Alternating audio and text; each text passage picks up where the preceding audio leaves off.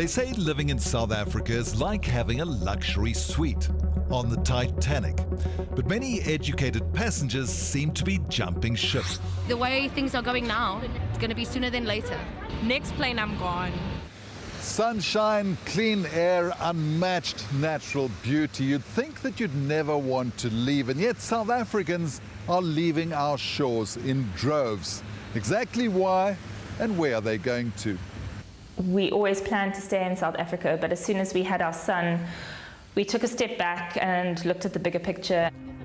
Dr. Megan Laird is a marine biologist from Cape Town. She and her family will be emigrating in a few weeks' time. We're concerned about education in this country, we're concerned about crime, and we just want to give him all the opportunities that we can, and we are able to. So basically we decided to go to New Zealand. Was it difficult to get work overseas, especially in New Zealand? It is a challenge, but because my husband is in a trade, it was easier for him. So we applied through his plumbing qualifications and he got a job on the first day he was there. So there definitely are a lot of jobs out there and they're in need of people. So they're encouraging people to apply. According to a recent estate agent survey, more than 14% of all house sales are immigration driven. That may not sound like a lot, but it's up from 10% at the end of last year and more than double what it was 2 years ago.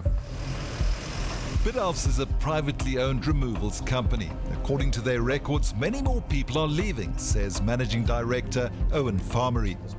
By about 2013, we'd actually seen a huge increase in terms of people returning to South Africa. And at that point, for every 10 people we were shipping out, we were bringing 15 back. And from there on out, we actually saw a noticeable increase in terms of people immigrating. So at this stage, probably about 45% more than in 2015. Where are your clients moving to? We are looking at the key destinations being the United Kingdom, followed by probably Australia, then New Zealand, and the United States of America. But nobody seems to know exactly how many people are leaving. In 2017, America's Pew Research Center reported 900,000 South Africans living abroad. But Homecoming Revolution, the global headhunting firm for Africa, claims the true figure is 2.7 million. The truth is there is an increase on South Africans who are emigrating to other countries, mostly developed countries, OECD countries. cie𝗿𝗶𝗶𝗶 is the acting chief director of policy for the Department of Home Affairs. Does Home Affairs know how many South Africans have emigrated in the last 5 or 10 years? There is no accurate study which will tell you exact figures of people who are leaving the country. But ask the Australians and they'll tell you exactly how many of us have moved there. 162,448 South Africans were living down under in 2016. 67% of them had tertiary qualifications. Are you very concerned about the second wave of the brain drain? Very much so. For us to be able to invest in our economy, we need skilled people, we need professionals. Is it fair to say that a relatively unskilled person from Zimbabwe can get into this country easier than a highly skilled person from Europe? You have a list of occupations that are in high demand in the country. As long as you are on the list, you are able to come to South Africa. In 2017, the Department of Home Affairs published a white paper on international migration. It claims that more black professionals are leaving South Africa than white. I don't think we should be surprised by those numbers. Like in South Africa, we've got more blacks than white. We are losing black professionals. Whether it's high levels of crime, a culture of corruption, dwindling job opportunities, or a struggling economy, not all South Africans are leaving for the same reason. My husband got shot in 2016 in an attempt hijacking. I was pregnant at the time with my second child, and nearly losing him and facing the reality of being a single mother because of crime. It was just crazy. We took him to the clinic after being shot, and they did nothing. And we were like, no, we can't live like this. We can't do this. 𝗀𝗶𝗴𝗶𝗴𝗶 is a social worker with a master's degree from Wits University. She was unemployed for 3 years before emigrating to Australia with her veterinarian husband and children. The first job she applied for, she got. And we found out that they really do value our skills this side. They really do want people who are skilled. So you come from a country where you're a social worker and they don't appreciate you. And here's a country that's like, hey, I could give you some love. You feel wanted. I am so happy. My children are getting the best education for free. I don't have to sell my kidney. It is much safer. You can leave the car open and no one is going to break in. It's just so, I'm happy. It's skills and money that are leaving the country. For every professional person coming to South Africa, it's estimated that 8 are leaving. And over a 5-year period, we lost a quarter of super wealthy individuals. Now, these are the filthy rich, with a net worth of around $5 million, more than 70 million rand. A politician will say something populist, for example, and the very next day I will start getting emails.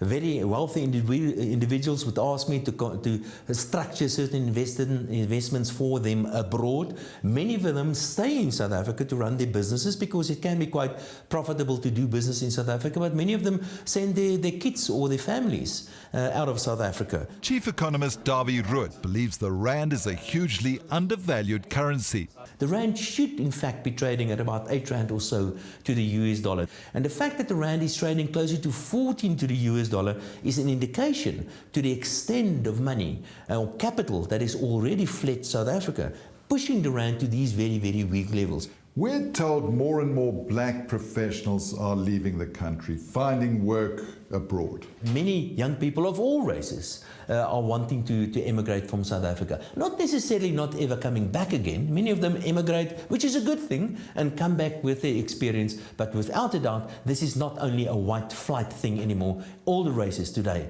want to see if they can get a better future somewhere else. 𝗀𝗵𝗶𝗶𝗴𝗶 is living the dream in New York City. Originally from cie𝗿𝗶𝗶𝗶𝗆, she's now a brand manager for global drinks giant Diageo.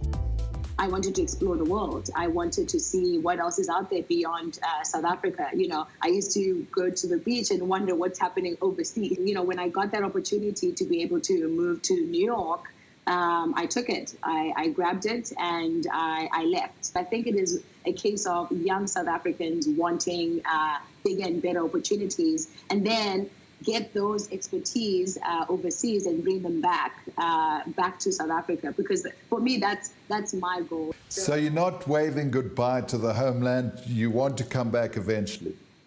Never. I definitely want to come back. We need to develop our own country, developing South Africa and developing Africa as a whole. But not everyone has the same vision. Would you consider at some stage returning to South Africa, and under what conditions? No, never, never. I am never coming back home because I feel like no one is saving us.